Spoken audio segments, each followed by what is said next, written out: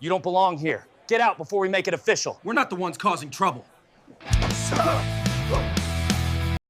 The dim glow of neon signs flickered outside Murphy's Pub, a staple in the quiet suburb of Oakwood, just outside Chicago.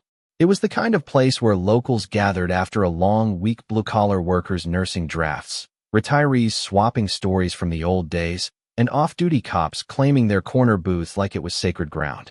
On this particular Friday evening in late autumn, with the wind whipping leaves across the parking lot, two brothers stepped inside, unaware that the night would unravel into a storm of confrontation and revelation.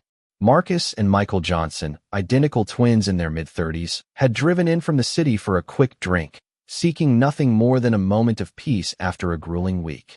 But as they settled at a corner table, ordering a couple of light beers, they caught the eye of three men at the barman whose badges might have been tucked away, but whose attitudes screamed authority.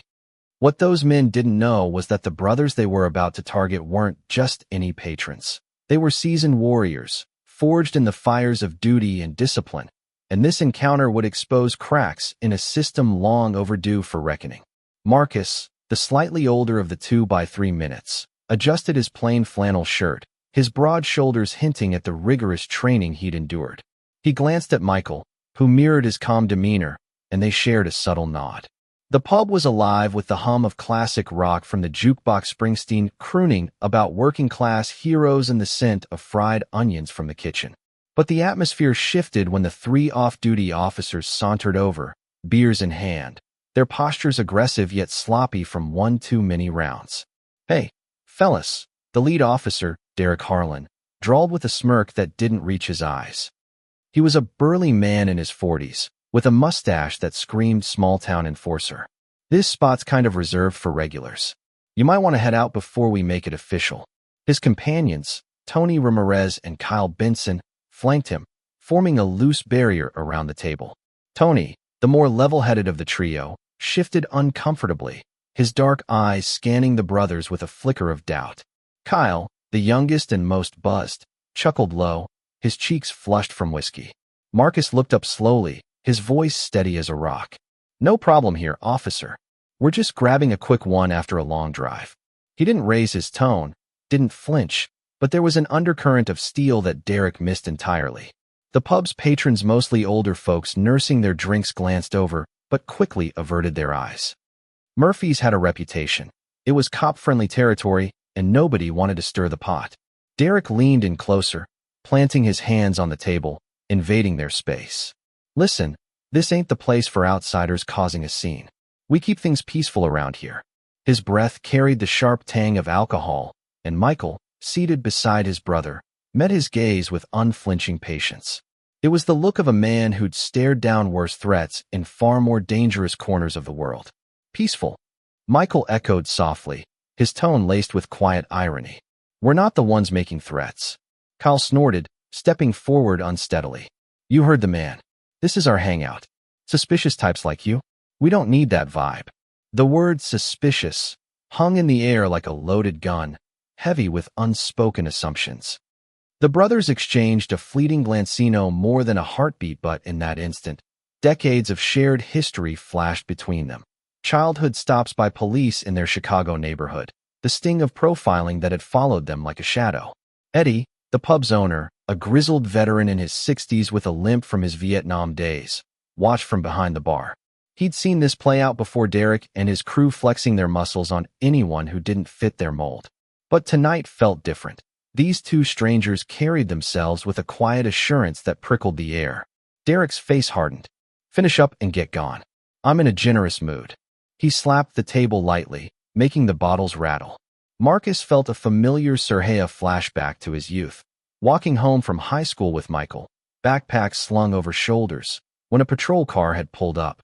Those bags looked stolen, the officer had sneered. They'd complied then, swallowing the humiliation. But they weren't kids anymore. Michael reached for his wallet slowly, deliberately. "Mind showing us your badges?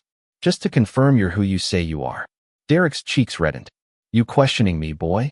The slur slipped out, veiled but unmistakable, and Tony placed a hand on Derek's arm. "Easy, Derek. They're leaving."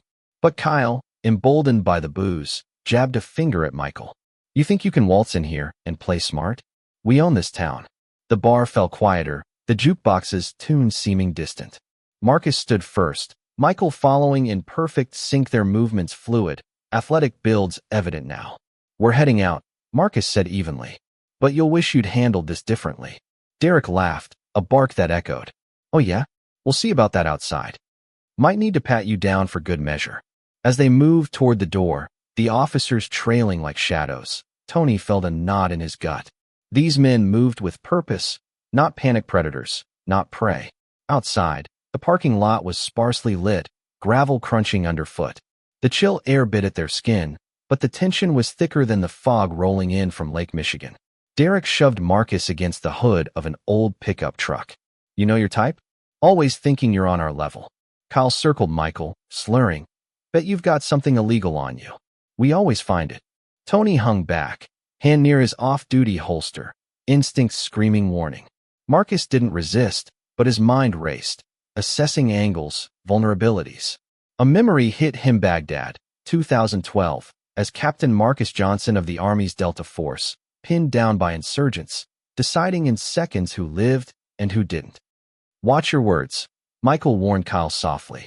Some can't be unsaid. Kyle shoved him. Or what? Sue us. We are the law. Derek rifled through Marcus's pockets aggressively, tossing his wallet and phone to the ground. Fancy gadgets for a thief. Hand those back, Marcus commanded, his voice shifting to the authoritative tone he'd used leading troops. Derek sneered. Make me. Michael, meanwhile, evaded Kyle's clumsy grab with easy, a subtle twist honed from years as Commander Michael Johnson, leading Navy SEAL operations in Afghanistan. You've broken half a dozen laws already, he noted calmly.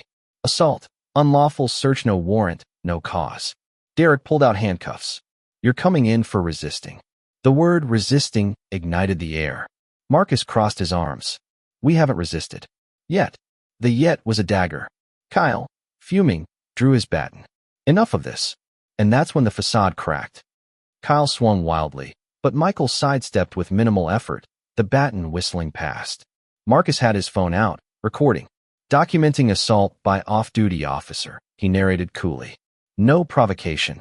Derek lunged for the phone, but Marcus danced back. Michael pulled his own device. Now it's attempted seizure of property during an illegal act. Tony's eyes widened as recognized the precision. Military.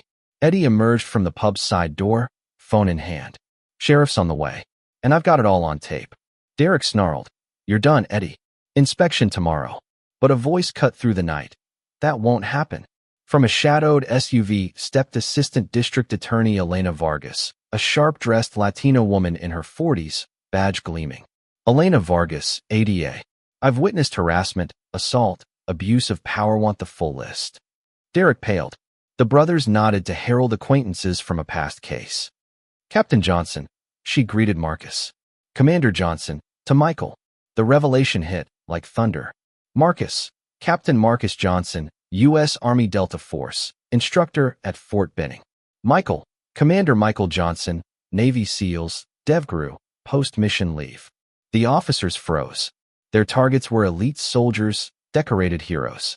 Sheriff's deputies arrived, lights flashing. Videos from Eddie, the brothers' devices, even their tactical watches painted a damning picture.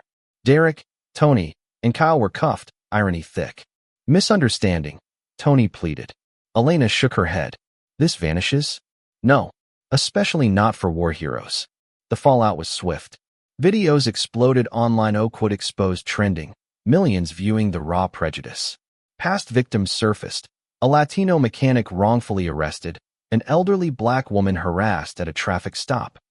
The department's corruption unraveled. 17 officers fired, cases reopened. 6 months on, Derek flipped burgers at a diner off I-90, probation hanging over him, family gone. Kyle stocked shelves at a warehouse, trembling at authority figures. Tony drove trucks, haunted by divorce papers. The Johnsons? Marcus, now major, trained police on ethics nationwide. Michael advised at the Pentagon, his story in Newsweek. Eddie franchised Murphy's, teaching staff to film injustices. Elena became DA, landmark reforms in tow. In the end, the brothers' poise turned the tide, proving that true power lies in restraint and truth. Arrogance crumbles before integrity. Prejudice yields to justice. What do you think? Share your thoughts in the comments below, especially on themes of violence and injustice in everyday life. Do you believe such encounters are isolated or systemic? Take a stand and express your views. Let's discuss how we can push for change.